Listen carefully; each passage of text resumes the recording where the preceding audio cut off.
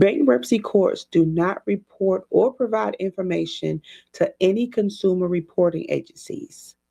Bankruptcy filings are public records open to examination by law with few exemptions. Bankruptcy courts are not responsible for verifying or validating information in consumers' credit reports. Now, who are the credit bureaus getting the information from to be reporting on your credit report in the first place? Now, we'll tell you this. Yes, the credit bureaus do have access to Pacer. Pacer is public. Anyone can get access to Pacer and pull your bankruptcy records. They're public, right?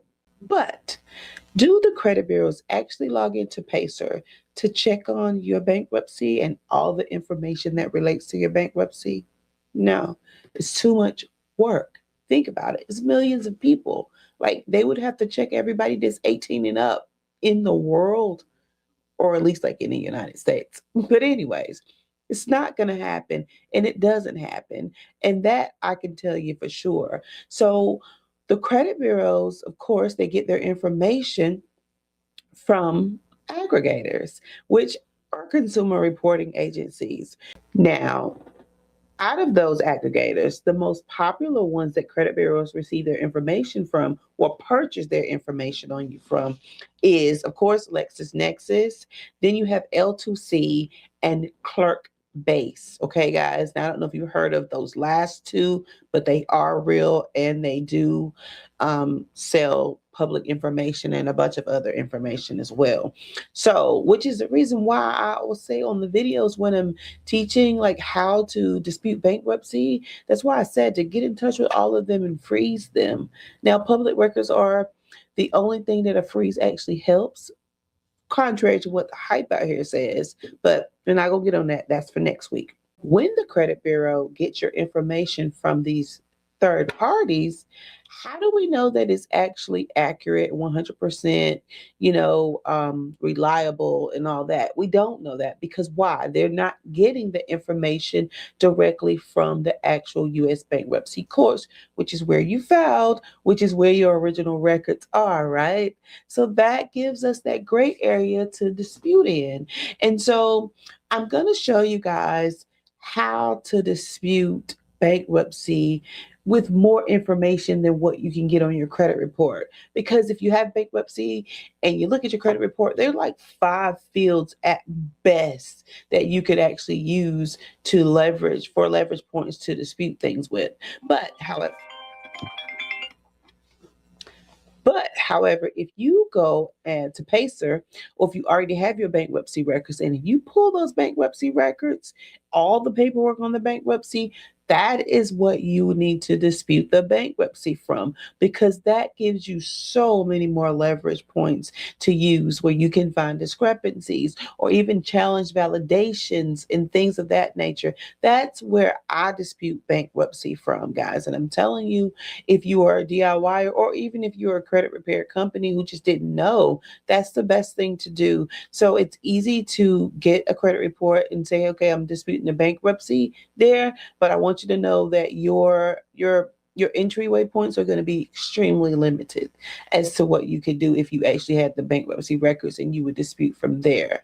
So said all that to say this, guys. I'm coming on next week. Next week, I'm doing like a full 5 days. So it's 5 series on nothing but bankruptcy, how to dispute bankruptcy, and just how to just really get in there and start hammering at the bankruptcy in a way that's actually going to be effective. I'm going to show you how to reach out to the real aggregators, who actually do have that BK information to stop the credit bureaus from auto verifying your bankruptcy, putting your disputes dead in the water before you can really even get your foot in the game.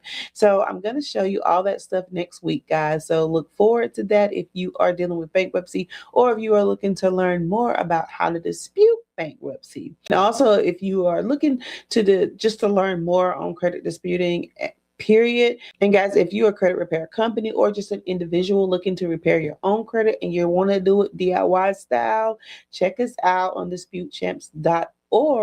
where I'm up there teaching nothing but straight credit repair.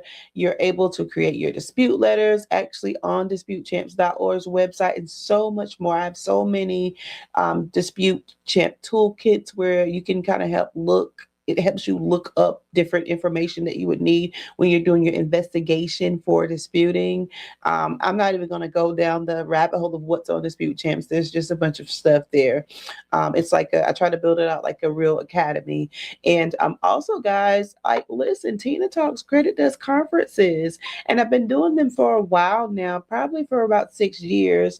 I just don't mention it, but my calendar is getting booked, and something's like, why don't you just mention to the people, about your conferences, just in case like you want to come out. I'm gonna start um putting like the event schedule on my Tina Talks Credit website so that if I'm ever in your state, definitely come out and say hi for sure. So I'm excited about conferences. They always seem to really ramp up in the spring and summertime, so I'm looking forward to getting back out there. Of course, I'm still going to be doing videos, so if you want to book me, check me out, TinaTalksCredit.com, to book me. I'm almost booked out for the year, but definitely you can get in there. I always tell people to try to book me at least 2 to 3 months in advance if you can.